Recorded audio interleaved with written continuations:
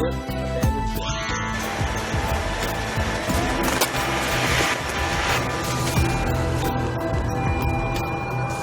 If this is your idea of a nightmare, keep watching. Even the most modern ships, equipped with the best technology, can run into trouble. That's why everyone who works on board them must know what to do in an emergency.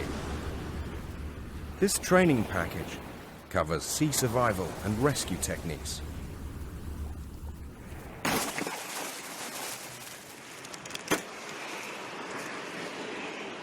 Remember, getting into a life raft or lifeboat really is a last resort.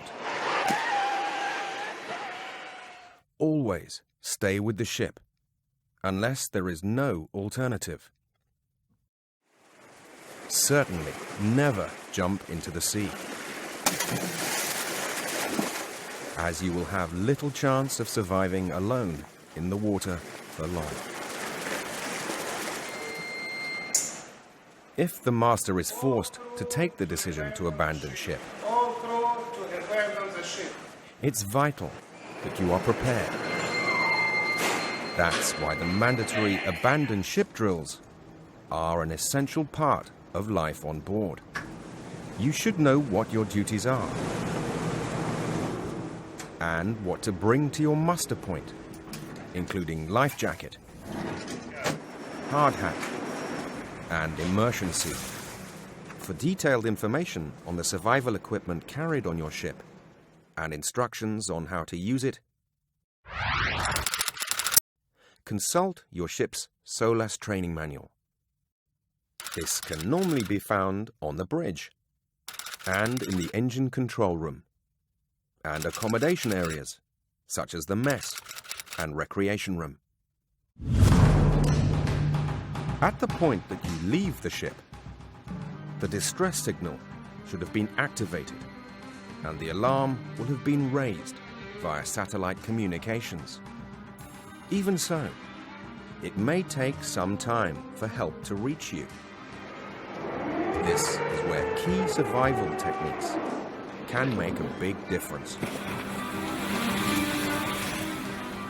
The first thing to remember is that survival craft should get clear of the ship, but remain in the vicinity, if possible, to make it easier for rescuers to find them. Lifeboats will have motors to propel them. Life rafts may have to be paddled or towed by the lifeboat or other rescue craft carried by some ships. Drogues or sea anchors should be deployed. On a lifeboat, this will keep the bow into the weather. This minimizes rolling and should help to reduce drift. Survivors will stand a better chance of being rescued if they stay together. So tether the survival craft in a group. Next, prioritize the risks. First, drowning. Then the inability to maintain body temperature, followed by lack of water. And, in the longer term, food. Your personal flotation device and your survival craft are your best defense against drowning. Leak detection should be undertaken regularly, and if any damage is found, it should be repaired immediately using the onboard maintenance kit. As well as keeping you afloat, your survival craft offers protection from exposure and hypothermia. Wind chill can quickly lower your body's temperature, and the onset of hypothermia can be very rapid. This is the state where your body cannot warm itself up anymore, and your core temperature can drop by 2 or 3 degrees. This will be enough to cause unconsciousness and subsequently death. Investigations into ship disasters show that the cold causes more deaths than drowning for casualties. So keeping yourself warm is vital. To assist in the conservation of body heat freezers, survivors should look for signs in themselves and others. Outside lookouts could be particularly vulnerable, and they should be changed regularly. Wearing warm headgear will offer some protection. A certain amount of movement will help circulation. Frozen areas of skin can be warmed inside the clothing of another person, or with a warm hand. However, the return of circulation can cause severe pain, and painkillers may be needed. In hot climates, the threat of exposure from heat stroke and dehydration is just as dangerous as hypothermia and frostbite in cold conditions. Tracy, would you open that hatch, please? Protect yourself from overheating by wearing appropriate clothing and by creating ventilation if sea conditions permit. Don't wear an immersion suit or TPA. Deflating the life raft floor can increase cooling from the sea. Don't be tempted to go swimming. It's not an authorized procedure.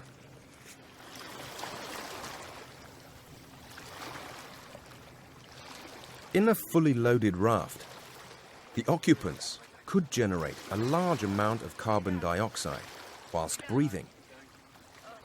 So regular ventilation will be needed to prevent drowsiness and the other effects of partial asphyxiation.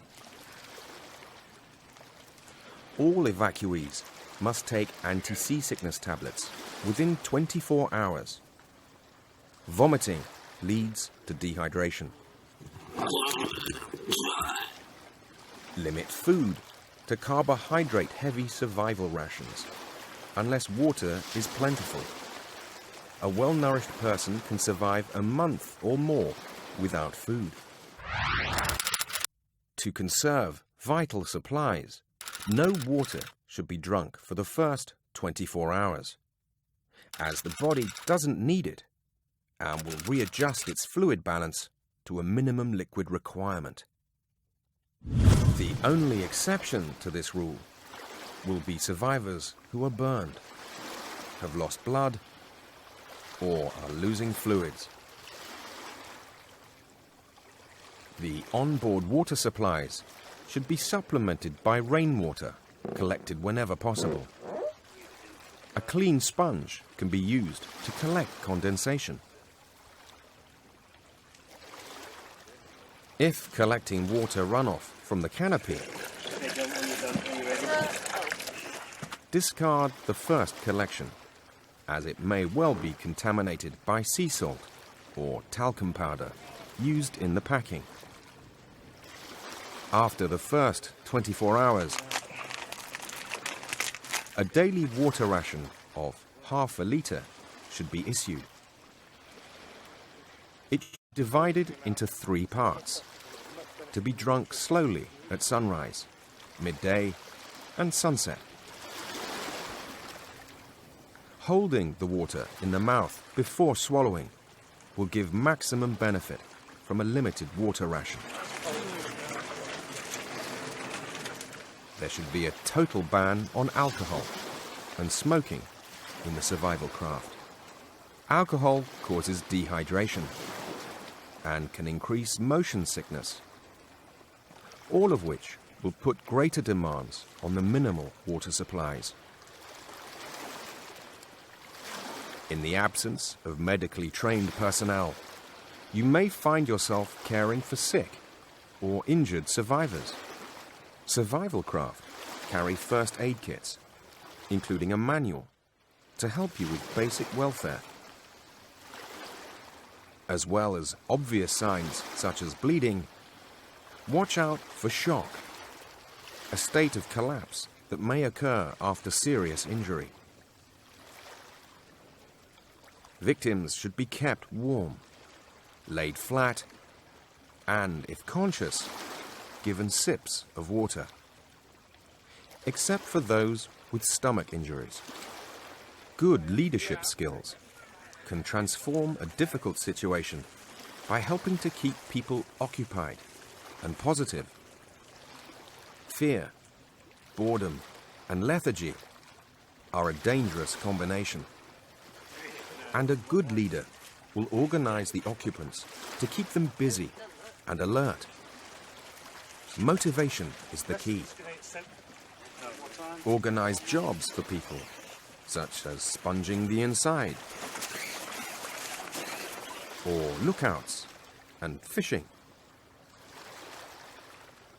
It's especially helpful for those who are in a nervous state or display signs of panic.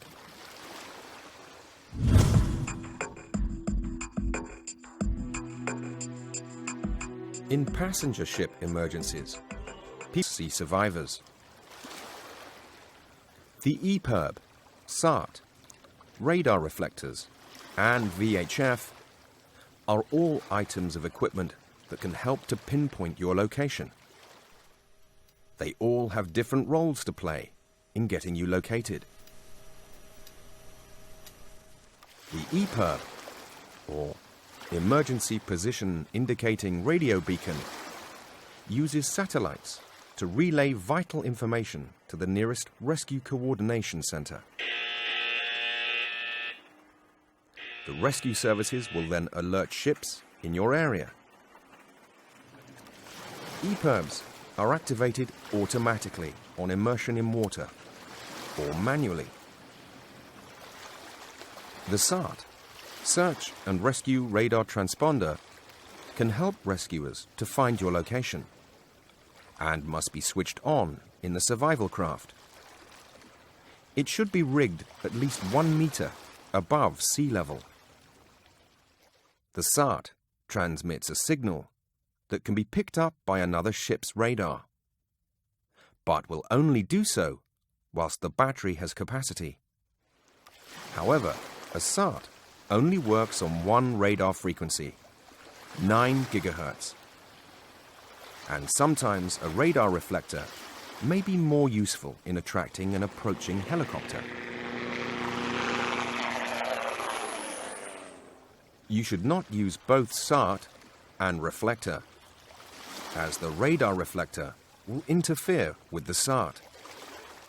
A VHF radio on channel 16 can be used to call passing ships up to approximately 3 nautical miles away. The range is limited by your height above the water. Be careful to conserve batteries. Consider the likelihood of traffic in the vicinity. Are you in a busy shipping lane or not? Pyrotechnics will be wasted if used before potential rescuers are within sight. The instructions are printed on their body. Read them carefully.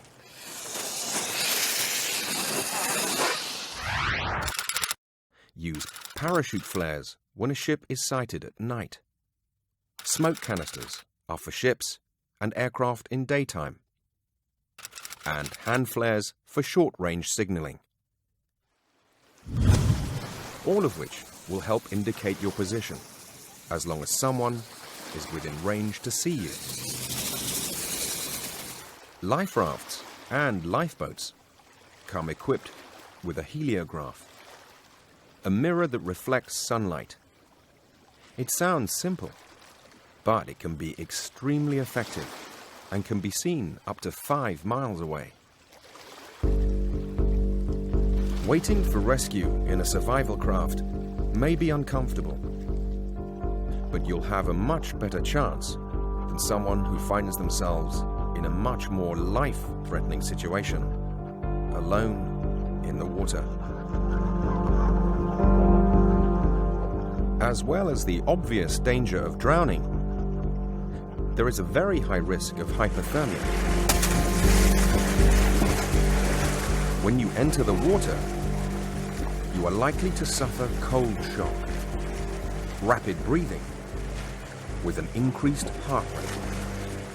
At this point, stay as still as possible until the shock has passed. When your system has stabilized, maintain your body heat by tightening up the neck, ankle, and wrist fastening on your clothing. Don't bother to kick off your boots or shoes, as they will provide insulation. Activate your life jacket light if it is not automatic. If the sea is rough, try to keep your back to the wind and waves, to keep your mouth and nose clear of spray. A collar, or better still, a head covering, will protect your head and neck, which are the areas most prone to heat loss. The more you move, the more you will use energy, and encourage the cold water into your clothing. Try to keep calm and swim as little as possible. Hold your legs together with your knees drawn up to your chest. Only swim to reach a nearby craft, floating object, or survivor. If you find yourself in this position, an immersion suit will help to considerably reduce the risk of suffering and death. If there are other survivors in the water, keep close together. It will make it easier for rescuers to spot you. Once again, maintaining good morale and a positive attitude are key factors in increasing your survival fitting until the aircraft is within sight. Aircraft may be tasked to search when a rescue coordination center receives your EPIRB distress alert. Once you hear or see the aircraft, smoke signals or hand flares can help them see you, either visually or using infrared sensors. Do not fire parachute flares when aircraft are around. A smoke float will help the pilot in judging the surface wind speed and direction, so that an approach can be made avoiding any downwash from the rotor blades. And steady, contact, steady. When it comes to the moment of recovery, let the winch operator tell you what to do. These life jackets, you put them on like a waistcoat, okay? Don't struggle.